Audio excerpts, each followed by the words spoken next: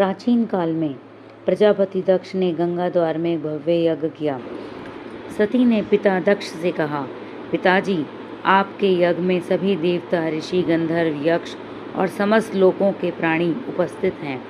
इंद्र, सूर्य, चंद्र, वरुण, कुबेर और अनेक महर्षि भी यहाँ पधारे हैं। पूरी सृष्टि इस महायज्ञ की शोभा बढ़ा रही है, किंतु एक बात मुझे खटक रही है। मेरे स्वामी भगवान शिव यहाँ दिखाई नहीं दे रहे। उनके बिना यह यज्ञ मुझे अधूरा और सूना प्रतीत होता है। क्या उन्हें आमंत्रित नहीं किया गया? कृपया इसका कारण बताइए। सती के वचन सुनकर प्रजापति दक्ष बोले, पुत्री, मैंने तुम्हारे पति शिव को यज्ञ में इसलिए नहीं बुलाया क्योंकि उनका वेश लोक परंपराओं से भिन्न है। वे भस्म धारण करते हैं, शमशान में निवास करते हैं, नागों और नरमुंडों को आभूषण बनाते हैं।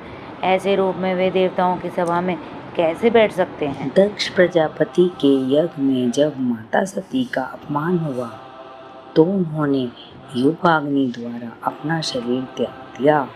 यह समाचार सुनकर भगवान शिव अत्यंत दुखी हो गए।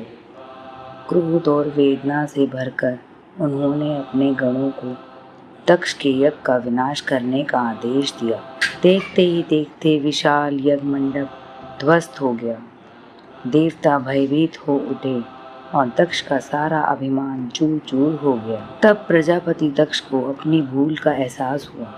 वे भय और पश्चाताप के साथ भगवान शिव की शरण में पहुंचे। हाथ जोड़कर उन्होंने कहा, प्रभु, मैं आपके वास्तविक स्वरूप और महिमा को नहीं जान पाया, मुझे क्षमा करें।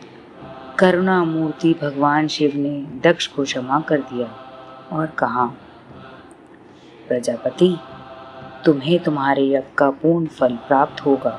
दक्ष ने कृतज्ञता से भगवान को प्रणाम किया और अपने निवास को लौट गए। लेकिन माता सती के वियोग का दुख भगवान शिव के हृदय में बना रहा। वे गंगा द्वार में निवास करते हुए सदा सती का स्मरण करते रहे। एक दिन देवर्षि नारद वहां पहुंचे और उन्होंने महादेव से कहा, देवेश्वर, माता सती ने हिमवान और मैना के घर पुत्री रूप में पुनर्जन्म लिया है। यह सुनकर भगवान शिव ध्यान में लीन हुए और उन्होंने देखा कि सती वास्तव में पार्वती के रूप में अवतरित हो चुकी है। महादेव का हृदय प्रसन्नता से भर उठा। समय बीता, पार्वती युवावस्था को प्राप्त हुई और अंततः भगवान शिव तथा माता पार्वती का दिव्य विवाह संपन्न हुआ।